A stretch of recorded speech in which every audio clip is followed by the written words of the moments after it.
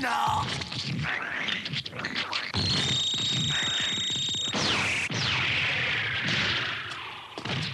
Il y a une équipe de psychologues qui est intervenue parce qu'il fallait quand même continuer la série qui rapportait beaucoup d'audience.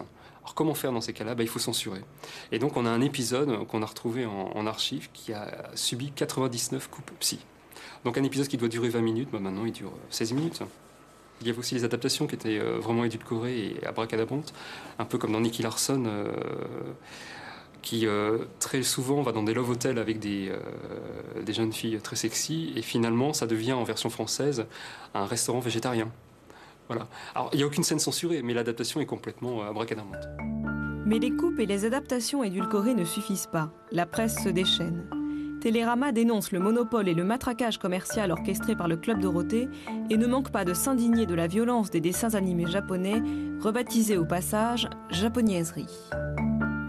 Par méconnaissance, par ignorance, par crétinisme, les intellectuels français ont stigmatisé l'une des plus belles créations du XXe siècle, qui est le dessin animé japonais. C'est magnifique, le dessin animé japonais. C'est magnifique. Et je pèse mes mots, c'est magnifique, voilà. J'adore Dragon Ball. Je trouve que Candy, c'est génial. Il fait exprès de te provoquer pour que tu te laisses envahir par tes émotions. Ne tombe pas dans son piège, il est beaucoup trop fort.